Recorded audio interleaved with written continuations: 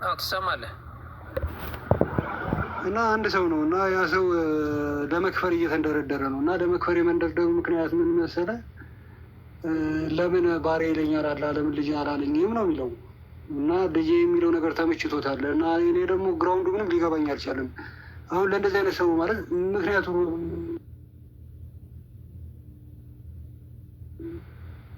ውሃ ስላልሆነልኝ ግራ ገባኝ እና አሁን እዚህ ቲክቶክ ላይ እያየሁት ያለው ሰው ነው እና ምንድን ነው አሁን ልጅ አላለኝም ባሪ ምናለኝ አምላክ ምናምን ብዬ እሰክራለሁ ይላል እና የምሩ ነው ደግሞ እየቀለደ አይደለም። ታውቃለህ እየቀለደ ቢሆን ኖሮ እንደቀልድ ወስድለት ነበር። እና እስቲ የሆነ ነገር በለው። አዎ ይሄ ባግራውንድ ምን መሰላችሁ? ከሙስሊሞች እኛ ሙስሊሞች የምናመነጨው ነገር ነው። ፓርት ኦፍ ፖለቲክስ የሚሽነሪዎች ፖለቲካ ነው። ከዚህ በፊትም ሰምቼው ነበርና የሚሽነሪዎች ፖለቲካ ነው። ለምን በግ አልተባልኩም ነው፣ ሌላ ነገር አይደለም እኮ ያጀማ። በጎች አይደለም የሚለው ዮሐንስ ወንጌል ምዕራፍ 10 ከቁጥር 26 ጀምሮ በጎቼ ድምፄን ይሰማሉ ይላል። ማናት ሰሞኑን አንድ የሆነች ፕሮቴስታንት ነቢይ መሰለኝ ወይ የዘፈነችው ዘፈን ነበረ፣ በግ ነው ምናምን እያለች ነገር እና በግ ተብለን ለምን አልተጠራንም ነው አጠቃላይ ሀሳቡ ማለት ነው። ይሄ የሚሽነሪዎች እንትን ነው፣ ፖይንት ነው። ለእንደዚህ አይነት ነገር አንደኛ እንትን እንዳትታደሉ፣ ሁለተኛ ግን ልጅና ባሪያ የሚለውን ሀሳብ ስንመለከተው እግዚአብሔር ልጆች ሲላቸው ምን እያላቸው ነው? ከአብራክ የወጣችሁ ናችሁ እያላቸው ነው አይደለም፣ ባሮች ናችሁ እያላቸው ነው። እንዲህ ባሪያ ተብሎ እኮ የተጠራው እኮ ኢየሱስ ክርስቶስ ነው መጀመሪያ ደረጃ። ኢሳያስ ላይ እነሆ ደግፌ ያዝኩት ባሪያ እያለ ሲነገርለት የነበረው ኢቨን አዲስ ኪዳን ኖርማል ሊትራል ቋንቋ ላይ ብላቴናው ብለው በአማርኛው የሚያመጡት ባሪያ ነው ብለው እየጠራው የነበረው አምላክ ማለት ነው። ከዛ ውጭ ሌሎችን ፍጥረታቶች በተመሳሳይ ደረጃ ባሮች ተብለው ይጠራሉ። እሱንን ቶና ልጅ ሲባሉ ምን እያላቸው ነው? ልጅ ማለት እኮ ጀስት እንደ ባሪያ ታዛዦች እያላቸው ነው። አላህ ደግሞ እኛን ባሪያ ብሎ ሲጠራን ወላሂ ቱማ ወላሂ ክብር ነቢያችን ሰለላሁ ዐለይሂ ወሰለም ረሱሉላህ ከሚለው ስም አብደላህ የሚለውን ስም እወደው ነበር ይላል። ለምንድን ነው ይህንን የምትወዱት ሲባሉ ረሱሉላህ የሚለውን ስያሜ አላህ ሱብሓነሁ ወተዓላ ዝም ብሎ መረጠኝና ነብይ እንድትሆን ስለፈለኩኝ ነብይ ነህ ብዬ ሾሜሃለሁ። የአላህ ባሪያ የሚለውን ግን ከእግራቸው ደም እስኪፈስ ድረስ ሰላት ሰግዘው ጾመው ወዳቸው ላይ አስረው ድንጋይ እስኪራቡ ድረስ በአላህ መንገድ ላይ ጂሃድ አድርገው ደማቸውን አፍስሰው ጉንጫቸው እስኪበሳ ድረስ ያንን ስያሜ ያደረገኝ። ከዚህ በኋላ አላህ አብደላህ ብሎ ጠርቶኛል፣ ለፍቼ ያገኘሁት ነው ብሎ ነብዩ ሰለላሁ ዐለይሂ ወሰለም ይናገሩ ነበር። ሰው አብደላህ ሲል አላህ ሱብሓነሁ ወተዓላ የአላህ ባሮች ብሎ መጠራት ትቀልዳለህ እንዴ? በጣም ምርጥ ነገር ነው።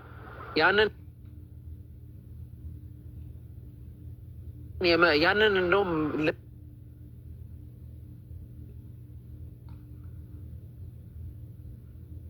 እዛ የምንጠራ ለዛ ደረጃ የሆኑ ሰዎች አላህ ያደርጋል። እኔ እኮ ምክንያቱ ራሱ የሰው ባርነት አይደለም ማለት የአላህ ባርነት ነው። ፈጣሪ ስለሆነ ታመልኮ ስላለኝ ስላላለኝ ያለውና ይላ እንደዚህ አይነት ሰዎች አለኝም ምናምን እኔ አሁን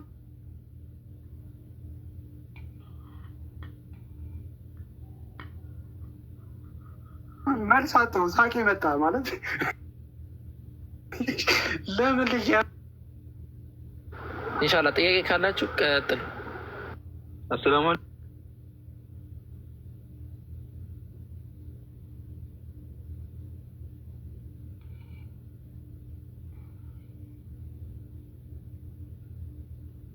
ራእይ 22 ቁጥር 12 እና 13 ላይ ያለውን ነገር ያነሳሉና እዚህ ላይ ትንሽ ብትሄድበት።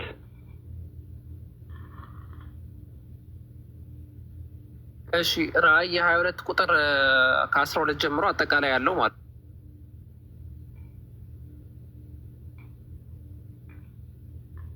ነው። መጀመሪያ ደረጃ ኢየሱስ ክርስቶስ አምላክነት ጥቅስ ከመጣ ያ ጥቅስ ዝም ብሎ አንደኛ ያለ አውድ ወይ ተፈቶ ነው የሚሆነው፣ ወይ ቋንቋዊ ችግር ተፈጥሮበት ነው የሚሆነው፣ ወይ ደግሞ የሚናገረውን ነገር እንዳልተናገረ አድርገው እያመጡት ነው የሚሆነው። አሁን ይህን ጥቅስ ስንመለከተው አልፋና ኦሜጋ እያለ እየተናገረ ያለው አሁን አልፋና ኦሜጋ የሚለው ነው ዋና ኮንሴፕት። አልፋና ኦሜጋ አልፋና ኦሜጋ ብሎ እየተናገረ ያለው ማን ነው? የግሪክ የመጀመሪያ ፊደል አልፋ እንዲሁ የመጨረሻ ፊደል ኦሜጋ ነኝ ብሎ እየተናገረ ያለው ማን ነው? አልፋና ኦሜጋ ማለት ለዘመኑ መጀመሪያ የሌለው ለዘመኑ ማብቂያ የሌለው አካል ማለት ነው። በመጀመሪያ ደረጃ ኢየሱስ ክርስቶስ ሞቷል ወይስ አልሞተም? መጀመሪያ የምጠይቀው ጥያቄ እንደዚህ አይነት ጥቅስ ሲመጣ ራዕየ ዮሐንስ ምዕራፍ 1 ቁጥር 18 ይምጣ፣ ራዕየ ዮሐንስ ምዕራፍ 22 ቁጥር 13 ኤብል አንድ ሶስተኛም ጥቅስ አለ። እንደዚህ አይነት ጥቅሶች ሲመጡ መጀመሪያ ኢየሱስ ክርስቶስ ሞቷል ወይስ አልሞተም የሚል ጥያቄ ነው የምታነሳው። ሞቷል ለእኛ ሲል ተሰቅሏል ይባላል። ሶ ኦሜጋ አይደለም ማለት ነው። ሲምፕል ኦሜጋ ማለት ያልሞተ አካል ማለት ነው። ህያው የሆነ አካል ማለት ነው። ታገኛለህ። ህያው የሆነው ደግሞ ማን ነው? የኢየሱስ ክርስቶስ አምላክና አባት ተብሎ የተጠራው አብና አብ ብቻ። ይህን ጥቅስ ስንመለከተው እዚህ ጋር እየተናገረ ያለው ራዕየ ዮሐንስ ምዕራፍ 22 ቁጥር 6 ጀምሮ መመልከት ይችላል። ራዕየ ዮሐንስ ምዕራፍ 22 ቁጥር 6 ላይ እርሱም እነዚህ ቃላቶች የታመኑና እውነተኛ ናቸው። የነቢያትን መናፍስት ጌታ አምላክ በቶሎ ሊሆን የሚገባውን ነገር ለባሪያው እንዲያሳይ መልአኩን ሰደደ። ማን ነው የሰደደው? ጌታ አምላክ። ማንን? መልአኩ። መልአኩም ሰደደ። ምን ይላል መልአኩ? እነሆ በቶሎ መጣ ዘንድ የዚህን መጽሐፍ ትንቢት ቃል የጠበቀ ብፁዕ ነው አለኛል ያለው መልአኩ ነው። እነሆ ቶሎ እመጣለሁ፣ ለእያንዳንዱ እንደ ስራው መጠን እከፍል ዘንድ ዋጋዬ ከእኔ ጋር አለ። አልፋና ኦሜጋ፣ ፊተኛ ኋለኛ፣ መጀመሪያና መጨረሻ እኔ ነኝ እያለ እየተናገረ ያለው እዚህ ጥቅስ ላይ ቀጥታ አውዱ መመልከት ብቻ መልአኩ ነው እየተናገረ ያለው። መልአኩ እየተናገረ ከሆነ አልፋና ኦሜጋ መልአኩ ማለት ነው? አይ አይደለም። መልአኩ እየተናገረ ያለው ከአምላክ የተቀበለው ራእይ ነው። ራዕየ ዮሐንስ ምዕራፍ 1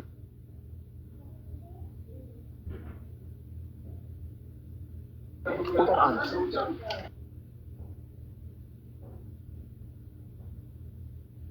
ኤላም ይታርክ አልሰራልኝም ኔትወርክ። ራዕየ ዮሐንስ ምዕራፍ 1 ቁጥር 1 ላይ ቶሎ ይሆን ዘንድ የሚገባውን ነገር ለባሮቹ ያሳይ ዘንድ እግዚአብሔር ለኢየሱስ ክርስቶስ የሰጠው በእርሱም የተገለጠው ይህ ነው። ኢየሱስን መልአኩን ልኮ ለባሪያው ለዮሐንስ አመለከታል። ስለዚህ የራእዩ ባለቤት ማን ነው? አምላክ ነው። ጌታ አምላክ ደግሞ ማለት ማን ነው? ጌታ አምላክም ነው የሚለው ዘጋ። በቃ ኪው ፖይንት ያለው 22:6 ላይ ነው መመልከት ያለብን። ጌታ አምላክ ነው መልአኩን የሰደደው። ጌታ አምላክ ተብሎ በባይብል የተጠራው ደግሞ ማን ነው? ሉቃስ ወንጌል ምዕራፍ 1 ከቁጥር 32 ጀምሮ አውዱን መመልከት ነው። ጌታ አምላክም የአባቱን የዳዊትን ዙፋን ይሰጠዋል አለ፣ ኦር ያወርሰዋል አለ። ጌታ አምላክ የተባለው ኢየሱስ ክርስቶስ ነው አይደል? ነው።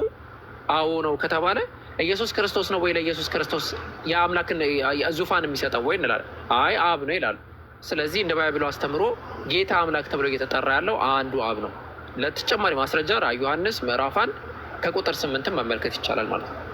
ስለዚህ ይህን ጥቅስ በዚህ ደረጃ እና በዚህ ልክ ነው የምንረዳው። ማመድ እሺ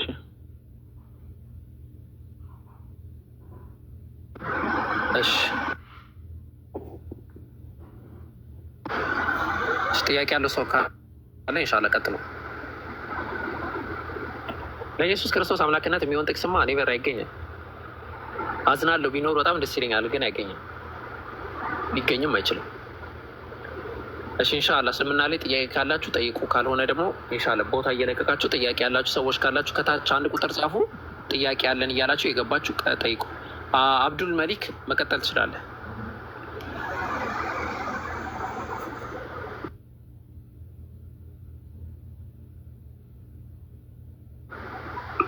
ጥያቄ የለኝም፣ በኋላ ጠይቃለሁ።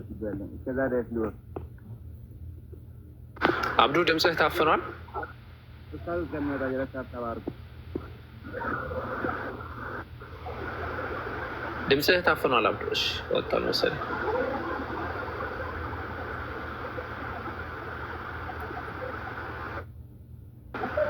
በክርስትና አስተምሮ ባይዘው አምላክ አይወድምም አይወለድም። አስገቡት። ዶክተር ማን ነው የሚባለው? አይ አምላክ ይወልዳል ይወለዳል ካልክ ገብተህ አስረዳኝ። በክርስትና አስተምሮ አምላክ አይወለድም አይወልድም አይወለድም። እሺ አዲፖ ምንድን ነው እንደዛ ነገር? ኪዩት ኢዝ ጀስት ማይ ኮል የሚለው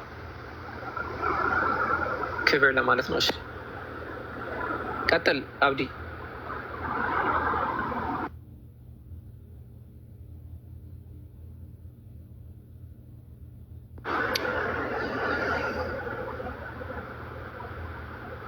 ጥያቄ ያላችሁ ሰዎች ጥያቄያችሁን ቀጥሉ።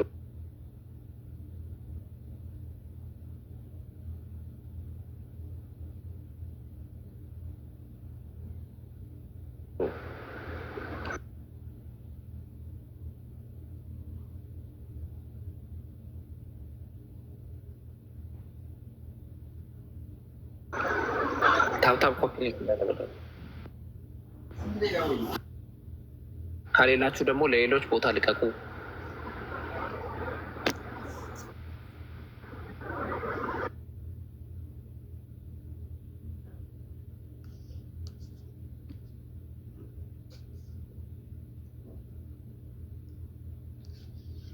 ጥያቄ ያላችሁ ሰዎች አንድ ቁጥር እየጻፋችሁ ገብታችሁ መጠየቅ ትችላላችሁ።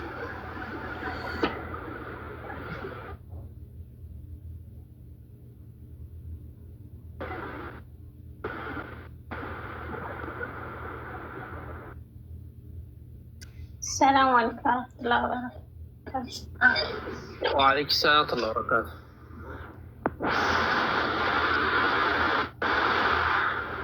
ሰላም በከር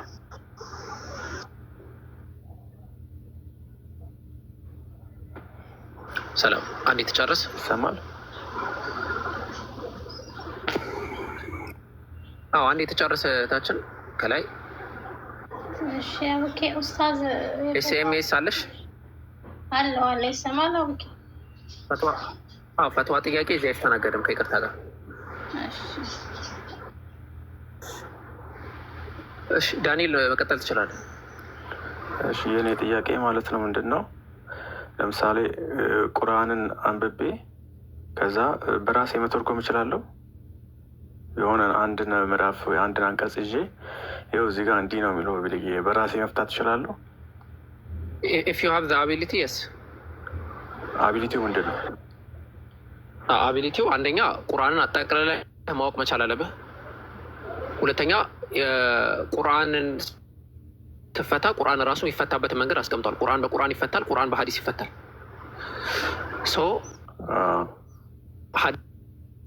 ሀዲሶችና ቁርአኖችን ጠንቀቃህ ካወቅ ትችላለህ።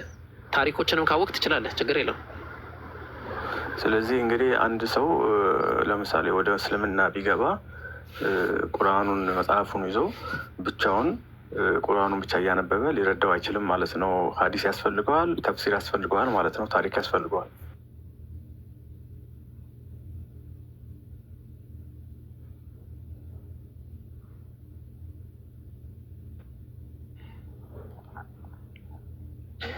አንድ ሰው ተፍሲር የሚባለው ምን ማለት ተፍሲር ማለት ምን ማለት ነው?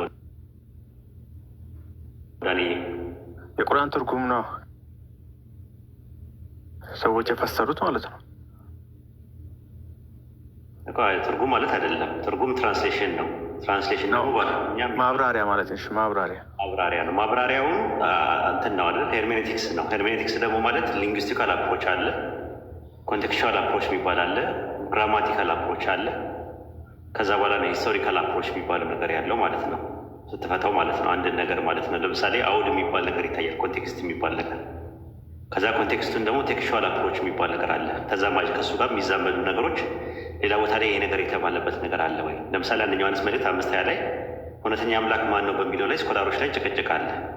አብ ነው ወይስ ወልድ ነው በሚለው ላይ ጭቅጭቅ አለ። አይተህ ከሆነ ኮሜንተሪ። ልክ እንደዛ ሲሆን ምንድን ነው የምታደርገው? ኮንቴክስቱን ታየዋለህ። ኮንቴክስቱ ላይ ካጣኸው ቴክስቹዋል አፕሮች ታያለህ። እውነተኛ አምላክ ሌላ ቦታ ላይ አብ ነው ወይስ ኢየሱስ ነው የተባለው የሚለው ነገር ለማየት ትሞክራለህ። ሊንግዊስቲካል አፕሮች ትሄዳለህ። ቋንቋውን በማከል ግሪክ ወይኔ ከሆነ ግሪክ ወይኔ፣ ዕብራይስጥ ከሆነ ማሰሬት ከሆነ ማሰሬት ላይ ሄደ። ከዛ ደግሞ ግራማቲካል አፕሮች አለ። ግራማቲካል አፕሮች ማለት ሰዋሰው አወቃቀሩ ስለማን ነው የሚያወራው ይሄ ነገር አወቃቀሩ ብለህ የምትለው ነገር አለ። ከዛ ሂስቶሪካል አፕሮች አለ እንጂ አንድ ነገር የአባቶች ስለፈቱ አይደለም። እኛ ጋር ሙፈሲሮች በአንድ ነገር ላይ ሲፈቱት የተለያየ አፈታት ሊፈቱት ይችላሉ። ሁሉንም መቀበል ግዴታ የለብህም። ራሱ ሞር ሊንጉስቲካል አፕሮች፣ ግራማቲካል፣ ሞር ሄርሜኔቲካል አፕሮች ያለው የትኛው ነው ብለን የምትቀበል። ለምሳሌ ሩቅ ሳትሄድ እንትን ላይ ሂድ። ሱረቱ በቀራ ምዕራፍ 2 ቁጥር 248 ላይ ስለ ታቦት ይናገራል። ታቦት ይለዋል ስለ ሳጥኑ። ሳጥኑ የተገባ በሚለው ነገር ላይ ሙፈሲሮቹ የራሳቸውን አስተያየት ሰጥተዋል፣ አስቀምጠዋል። እስራኤልያትም ቢሆንም አስቀምጠዋል። አሁን እነዚህ ሁሉ እቀበላለሁ ካልክ የተለያየ አመለካከት ነው፣ የተለያየ አተረጓጎም ነው ያላቸው ሲተረጉሙ ማለት ነው። ለምሳሌ ሩቅ ሳትሄድ ኦሪት ዘፍጥረት ምዕራፍ 18 ላይ 3 ሰዎች ለአብርሃም ቤት ገቡ አይደለ? ዳኒ እነዚያ የገቡ ሰዎች እነማን ናቸው በሚለው ላይ ቸርች ፋዘርስ ወጥ የሆነ አቋም አላቸው። ሁለት አይነት ነገር ነው ያለው። የእኛ ቤተክርስቲያን ሁለቱንም ትቀበላለች፣ ግን በዋናነት ለስላሴ ነው የምትሰጠው። ግን ለመላእክትም ቢሆን ደግሞ ያ ከምን አንጻር እንደሚባልበት ደግሞ ብዙ ቦታ ላይ አንዳንድ ነገሮች በመላእክ ሲገለጹ ስም ሳይጠቀስ መልአክ ተገልጾ ግን ደግሞ እግዚአብሔር በመልአኩ ራሱን ገልጦ ሊሆን ይችላል ከሚልም ሶስት አይነት አመለካከት አለ ነው። ዋናው ነገር ምንድን ነው? ማብራሪያው ነው የሚፈለጉት። ዘፍጥረት 3:18 ላይ ለአብርሃም የተገለጡለት 3 ሰዎች መላእክት ናቸው ብሎ የፈቱ አሉ። እንደነ ዮሐንስ አፈወርቅ ማለት ነው። እንደገና ደግሞ የዮስጦስ ሰማዕቱ ደግሞ 2 መላእክትና ኢየሱስ ነው ሶስቱ ማለት ነው ብሎ የፈቱ አሉ። ደግሞ አብም ወልድም መንፈስ ቅዱስም ናቸው ብሎ የፈቱ አሉ። ሌሎች ደግሞ ምንድን ነው የሚሉት? 2 መላእክት ወደ አብርሃም ቤት የገቡት ወደ ሎጥ ቤት የገቡት መላእክት ናቸው፣ ሊትራሊ የተፈጠሩ መላእክት ናቸው ያሉ አሉ። ወልድና መንፈስ ቅዱስ ናቸው ያሉ አሉ። ወልድና መንፈስ ቅዱስ ያሉት እነማን ናቸው የፈቱት?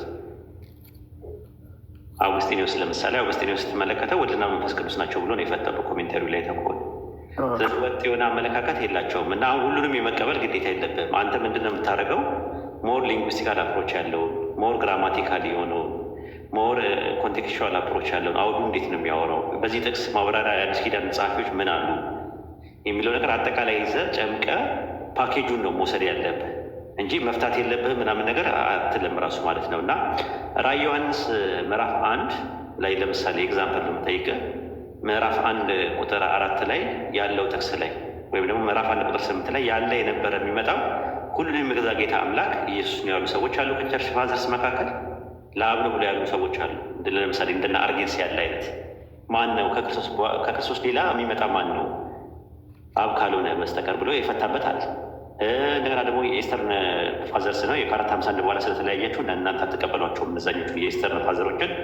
ኤስተርን ፋዘር ከኤልጌኖም ጉባኤ በኋላ የፈታ ኦርቶዶክስ ነው ባይዘው የፈታ አለው። ሲፈታውን ራዕይ 1:4 ላይ ያለው ያለ የነበረ የሚመጣ የተባለው አብ ነው ብሎ ፈቷል። አሁን ለምሳሌ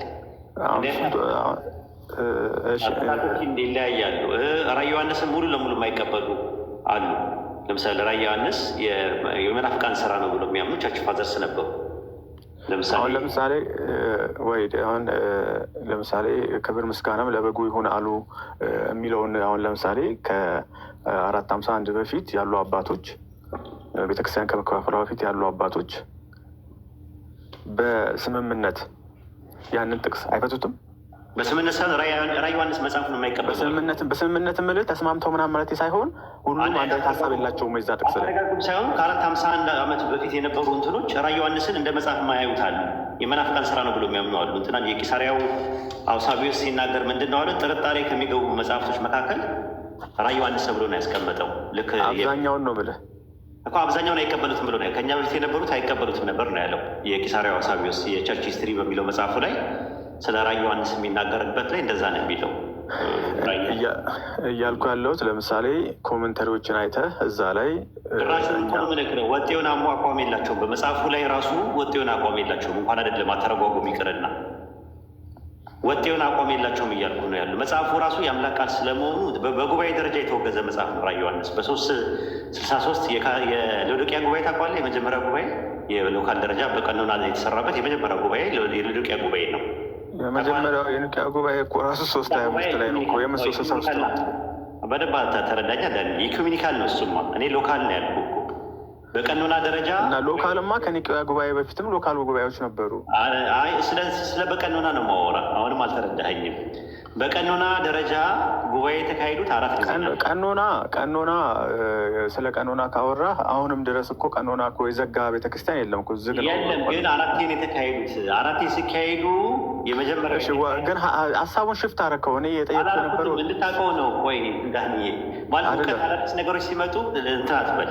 በጉባኤ ደረጃ እኔ ልነግርህ የቻልኩት ምንድነው የኒቅያ ማነው የሎዶቅያ ጉባኤ የመጀመሪያ ጉባኤ ላይ ሲካሄድ ቀኖና ሲሰራ ራዕየ ዮሐንስ እንዳይካተት ተደርጓል። አጠራጣሪ መጽሐፍ ነው ተብሎ ታውቃለህ። ይህንን በታሪክ ውስጥ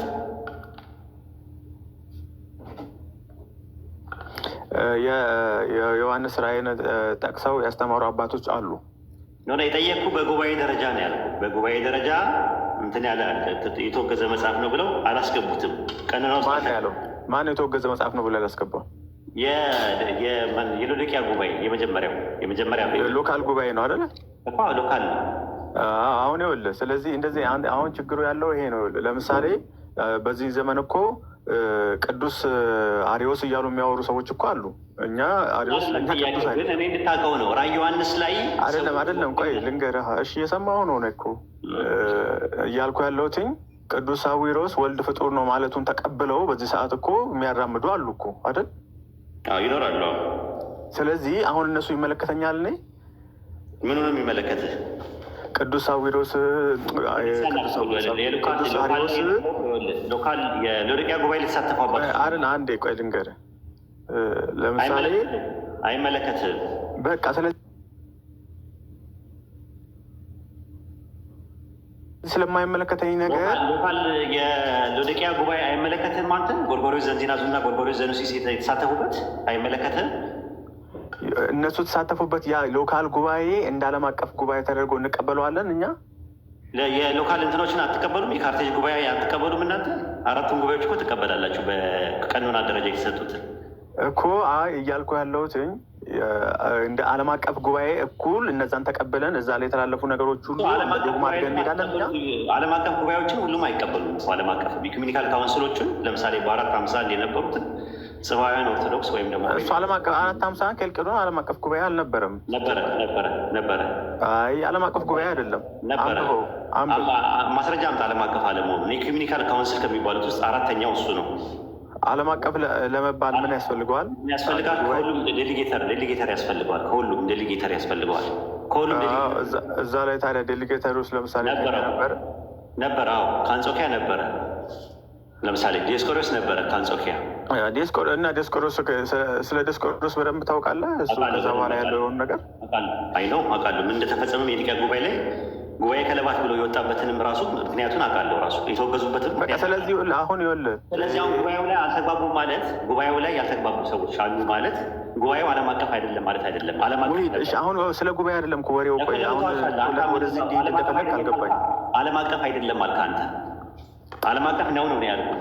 አየህ አንተ ነህ እንትን ያልኩህ። ዓለም አቀፍ ነው 451 ላይ የነበረው የኬልቄዶን ጉባኤ ዓለም አቀፍ ነው። አንድ ዓለም አቀፍ ለመባል ዴሊጌተር ከሁሉ መምጣት አለበት። ከሎካሎች ዴሊጌተሮች መሳተፍ አለበት። እንደውም እንደ ኒቅያ እንደ ኬልቄዶን ጉባኤ ዓለም አቀፍ የሆነ ዴሊጌተር ያለበት ያልተሳተፉበት አሁን እያንዳንዱ ስትመለከተው ኒቅያ ላይ የጎደለ ዴሊጌተር አለ፣ ኤፌሶን ላይ የጎደለ አለ፣ ቆስጠንጥንያ ላይ የጎደለ አለ።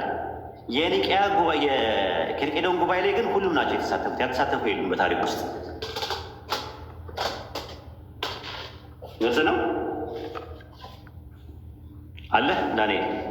ጨርስ ብዬ ነው። ጨርስ አሉ ሁሉም ተሳትፏል። አሁን ነገሩ እሱ አይደለም ፖይንቱ። በቀኖና ደረጃ 4 ጉባኤዎች ተካሂደዋል። በሎካል ደረጃ ተካሂደዋል። የመጀመሪያው በ363 የነበረው የሎዶቅያ ጉባኤ የሚባል አለ።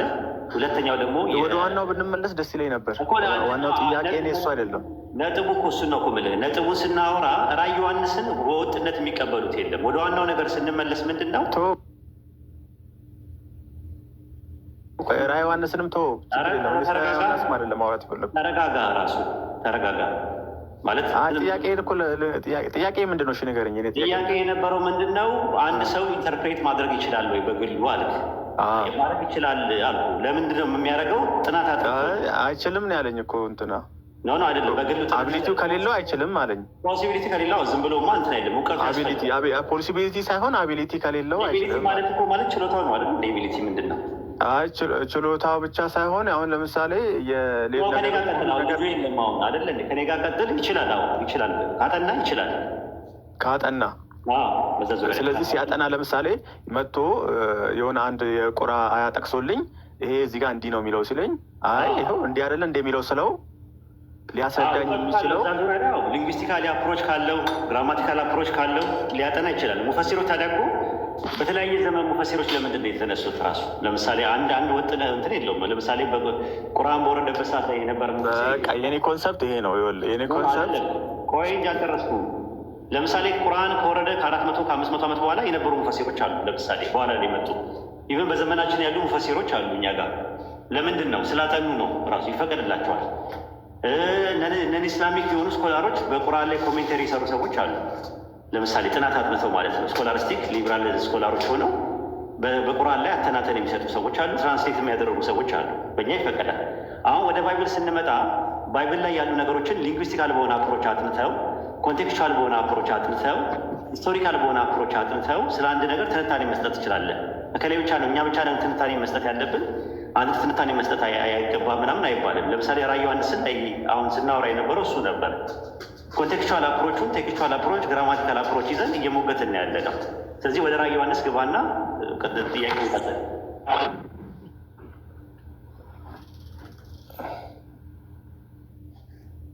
ቀጥል። ራዕየ ዮሐንስ ላይ ግባና ያልገባህን ነገር ጠይቅ። እሱ ከሰጠው አንጻር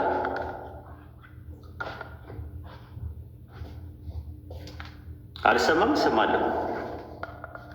እሰማለሁ ብለህ ከሰቶች ስ ያለ ጃጀማ ቤት ውስጥ ያላችሁ ትሰማለህ? መምህር ኦኬ። ልጁ አለ ዳንኤል አለው። የእኔ ጥያቄ ምንድን ነው? ያው ጥያቄ ያላችሁ ግቡ ስላለ እኔ አንድ የቁርአን አያ አንብቤ በራሴ መፍታት እችላለሁ ወይ?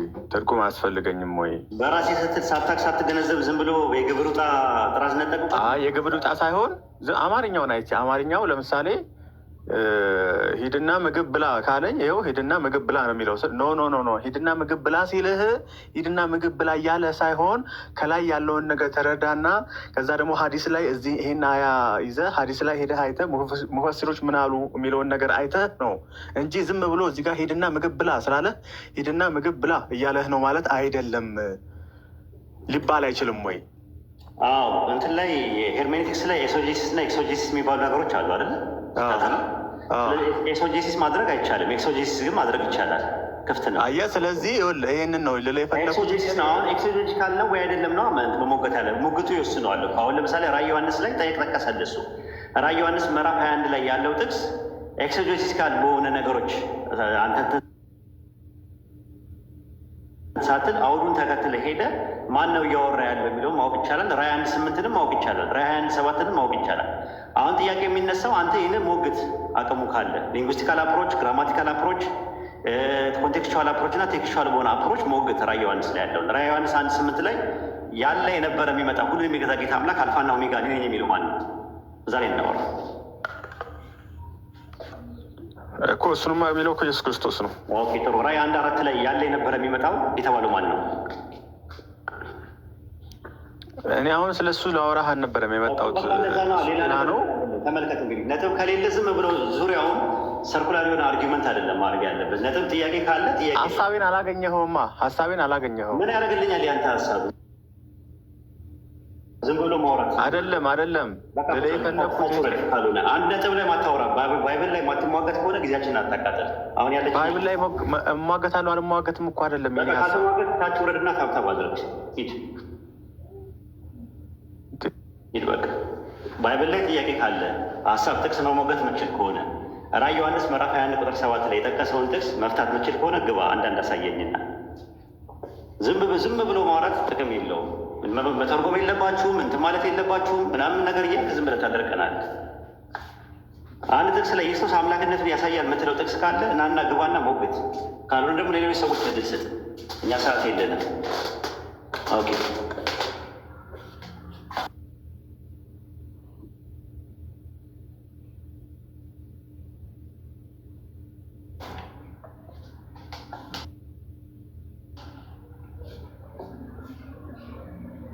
ኦኬ። መግባት የሚፈልግ ክርስቲያን ካለ መግባት ይችላል። እሺ እኔ ልቀጥል መሰለኝ። እሺ ቀጥል። ሪያሊቲ እሺ በእስልምና አማላጆች አሉ ወይስ የሉም የሚለው ነው የመጀመሪያ ጥያቄ።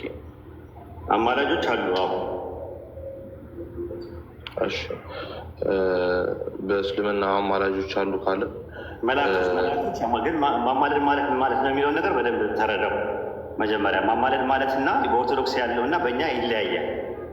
ኦርቶዶክሶች አማላጅ ብለው ሲሉ ለምሳሌ አሁን አንተ አለ ጸልይልኝ ብዬ ስልህ አንተ ስለ እኔ የምትጸልየው ጸሎት ምን ይባላል? ምልጃ ይባላል።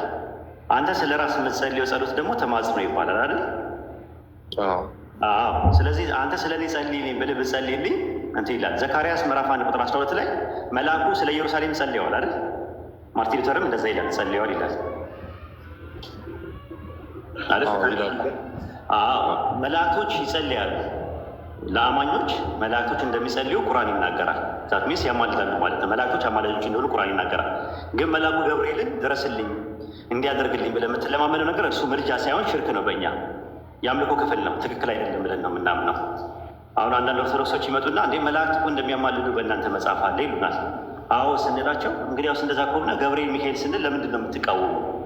ገብርኤል ሚካኤል ምናምን ድረሱልኝ እያላችሁ የምትሉት ሽርክ ነው፣ ማሻረክ ነው። በአላህ ላይ ማሻረክ ነው፣ ድንበር ማለት ነው። ምክንያቱም ድረሱልኝ ማለት የሚችለው ሁሉን አዋቂ፣ ሁሉን ሰሚ፣ ሁሉን ተመልካች፣ የሁሉ ነገር እውቀት ያለው አንድ አምላክ ብቻ ነው። ገብርኤልን አንዱ አንጾኪያ ማርያም ኖሮ፣ አንዱ ደግሞ የአረብ ሀገር ኖሮ፣ አንዱ አሜሪካን ሆኖ በአንድ ቢጸልይ ጸሎቱ ተቀባይነት የለው። ለምን? ሁሉ ነገር መስማት አይችልም። ገብርኤል ሁሉ ነገር ማየት አይችልም፣ ሁሉ ነገር ማወቅ አይችልም። ያ ምን ይባላል? ሽርክ ነው፣ ምልጃ አይደለም። ራሱ ድረስልኝ ብትለው ገብርኤልም ሊሰማ አይችልም። አሁን አንተ እኔ እስከዛሬ ድረስ አውራ የነበረውን ነገር ሰምተህ ታውቃለህ? ሌዋሊትዬ አንዲት ይሆናል። እንዴት ይሆናል? ሁሉ ነገር መስማት አይቻልም። እኔ አሁን ቤት ማወራው ብቻ ነው አይሰማም። ያ ሁሉ ነገር መስማት የሚችል ሁሉ ነገር ማየት የሚችል ሁሉ ነገር ማወቅ የሚችል አንድ አምላክ ብቻ አለ። ብቻ እኛ የምንለማመደውም የምንመጀንበት መጀን ያለን ኢየሱስን ብቻ ነው። ከሱ ውጭ የምንጠራው አምላክ የለም። ሀጃን የሚሞላ ማንም የለም ከሱ ውጭ። ጀዋብ የሚለን ከሱ ውጭ የለም። እንደዛ ነው የምናምነው። እሺ መልስን ተቀብያለሁ። እና እንትን ሌላ እዚሁ ላይ ጥያቄ ደግሞ ለምሳሌ ሱራ 39:44 ላይ ምልጃ መለውም የአላህ ብቻ ነው፣ የሰማያት የምድር ስልጣን የእርሱ ብቻ ነው፣ ከዚያም ወደ እርሱ ትመለሳለችሁ በላችሁ ይላል። እና እዚህ 33:43 ከጠቀሱት ጋር አይጋጭም? ምልጃ በሰማይና በምድር ያለ ነው ሲባል ምልጃ ስንት ነገር ያቅፋል? 3 ነገር ይይዛል። አማላጅ፣ ተማላጅ፣ ተመላጅ 3 ነገር ይይዛል። 3ቱንም ለአላህ ተብሎ የሚደረግ ነው። አማላጅ ማን ነው? መላእክትም ሊሆኑ ይችላሉ፣ ሰማዕታትም ሊሆኑ ይችላሉ፣ ነቢያትም ሊሆኑ ይችላሉ፣ አንተም ልትሆን ትችላለህ። ተማላጅ ደግሞ ማን ነው? አንድ አምላክ ነው። ተመላጅ ደግሞ እኔና አንተ ነን። አሁን ለምሳሌ እኔ ጸልይልኝ ብዬ ብልህ አንተ ምንድን ነህ? አማላጅ ነህ? ተመላጅ ነህ? ወይስ ተማላጅ ነህ? የትኛው ነህ አንተ? እኔ አማላጅ ነኝ። አንተ አማላጅ ነህ። አላህ ምንድን ነው? ተማላጅ ነው። ተመላጅ ነው። ገብቶሃል? አንተ አማላጅ ተመላጅ ነው። ተመላጅ እና 3 ናቸው ራሱ አማላጅ፣ ተመላጅና አማላጅ፣ ተመላጅና ተመላጅ የሚባላል። ገብቶሃል? 3 ናቸው ማለት ነው። ለእኔ ትጸልይልኛለህ ራሱ ማለት ነው። አማላጅ፣ ተመላጅና 3ኛው አስታስተፋኝ። አንደኛው አማላጅ ነው፣ አማላጅ፣ ተመላጅ እና 3ኛው ጠፋኛ ራሱ እንትን ቃል ተርም አለ፣ የሚጸለይለት አካል አለ። ለምሳሌ 3ቱም የሚይዘው ማን ነው? ምልጃ የሚባለው ነገር 3 ነገር ያውቃል። 3ቱም ግን ለአላህ ነው መጨረሻ ላይ የሚሆነው። አንተም ብትል ወደ አላህ ነው አምልኮ የምታደርገው። ጸልይልኝ ብዬ ምልም ጸሎት የሚጸልይ ለኔ ነው። መጨረሻ ላይ ጸሎቱን የሚቀበለው ራሱ ደግሞ አላህ። ስለዚህ ምልጃ 3ቱንም ነገር የሚያውቀው በሰማይና በምድር ያለው ነገር ለአላህ ነው ተባለ። ያ ማለት ግን ሶስቱም ነገሮች ውስጥ አላህ አማላጅ ነው የሚል ነገር የለውም። በሰማይና በምድር አማላጅ አላህ ነው ቢል ኖሮ ያኔ ሌላ ጉዳይ ነው። አላህ እንዴት አማላጅ ይሆናል? አማላጅ ከሆነ ተመላጁ ማን ነው? ከቷል ተመላጁ ማን ነው ብለህ ጥያቄ ይፈጠርብሃል። ግን እዛ ጋር የሚያወራው ምልጃ ነው እያለ ያለው። ምልጃ በሰማይና በምድር ሁሉ ለአላህ የሚያደርግ። እሺ ስለዚህ ከእርሱ ሌላ ረዳትም አማላጅ ምንም የላችሁ የሚባለው እሱ ሌላ ቦታ እሱ ደግሞ የሚያወራው ነገር ስለ ቁረይሾች ነው የሚያወራው። ከእርሱ ሌላ ይልና ሌላ የሚለው 2 ነው የሚጠቀመው። አንደኛው ላይ ማ ብሎ ይጠቀማል፣ አንደኛው ደግሞ ላ ብሎ ይጠቀማል ማለት ነው። በመጥቀምም በመጉዳትም ረዳት መሆን የሚችለው አላህ ብቻ ነው። በተጨማሪም እንደማለት ነው ራሱ የሚል አርፎን አጠፍ ይጠቀማል አረግኛው ላይ። በተጨማሪም የሚያማልድ አማላጅ የላችሁም የተባሉት ለነዘ ታዲዎቹ ምን የላቸውም? አማላጅ የላቸውም፣ አይጠቅማቸውም። ራሱ የአማላጆች ምልጃ አይጠቅማቸውም ነው የሚለው የቂያማ ቀን። ለምን አላመኑማ መጀመሪያ። ስለዚህ አማላጅ አለን ብሎ ቢያስቡት መላእክትም ምንም ቢሆኑ አማላጅ የላቸውም እያለ ያለው ረዳትም የላቸውም ከእርሱ ሌላ። እንዲሁም በተጨማሪ አለ ሚካሴር ሲፈስረው በተጨማሪም ደግሞ አማላጅም የላቸውም ማለት የአማላጆች ምልጃ ለእነሱ ምን አይላቸውም ይላል ሌላ ጥቅስ ላይ አይጠቅማቸውም እያለ ይናገራል ማለት ነው። ኢንጂነር አለ። ሰላም አለይኩም ወራህመቱላሂ ወበረካቱ። ይጨምሩላል አንድ ጊዜ ስራ ቶቢ ኢንጂነር አለ። ሰላም አለይኩም ኡስታዝ። ወአለይኩም ሰላም ወራህመቱላሂ ወበረካቱ። አንድ ጨምርለት ስራ መጥቶብኝ ነው። 5 ደቂቃ በ4 ደቂቃ ስጡ። አውሩ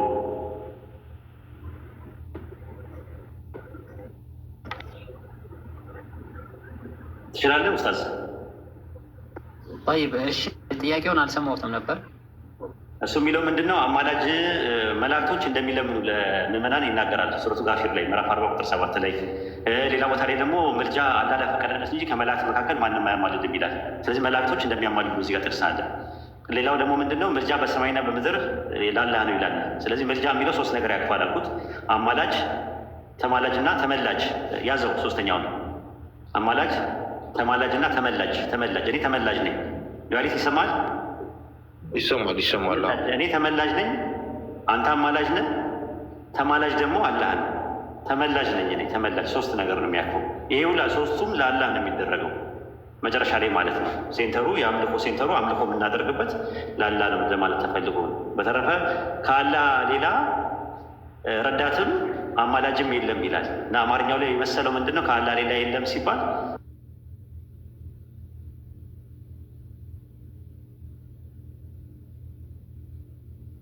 ከአላህ ሌላ አማላጅ የለም የሚል ነው የመሰለው።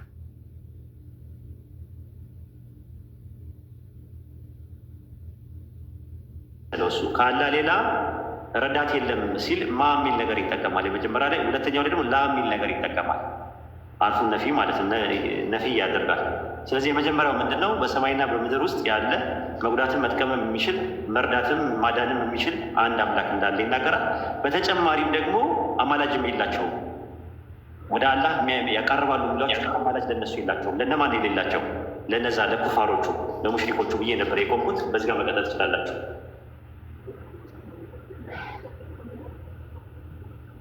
ናም ጀዛከላሁ ኸይረን ወባረከላሁ ፊክ። ዞሮ ዞሮ ተመልሷል። በዚህ ጉዳይ ላይ ያልገባ ሌላ ነገር ካለ መቀጠል ትችላለህ።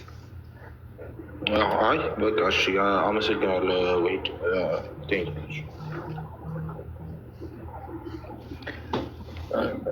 እዚህ አንድ መጨመርልህ የመጨረሻ ነጥብ ቢኖር ይህ ምልጃ ላይ በተመለከተ ሸፋዓ ሲባል በእስልምና እኛ ሸፋዓ እንዳለ እናምናለን። ግን እንዳሉ ሶስት አካላቶች አሉ በሸፋ ዙሪያ ላይ።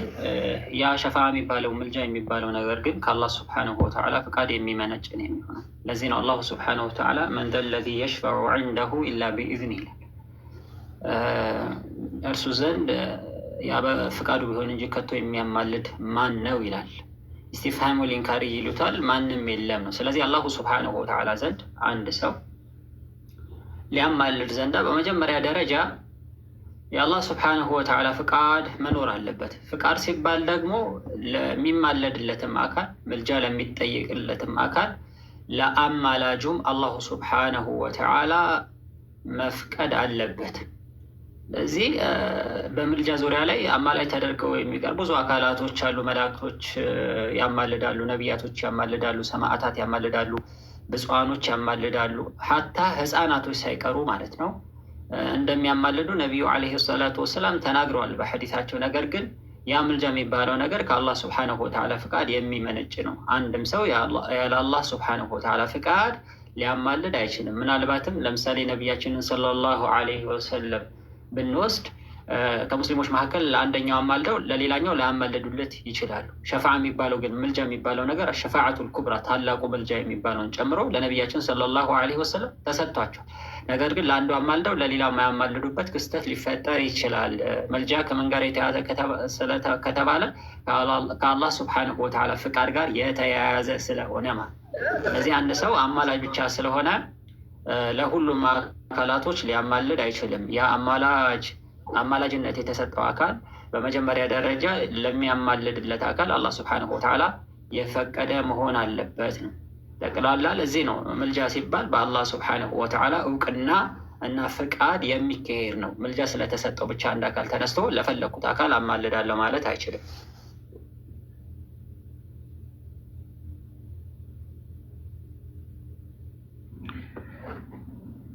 ኦኬ እሺ።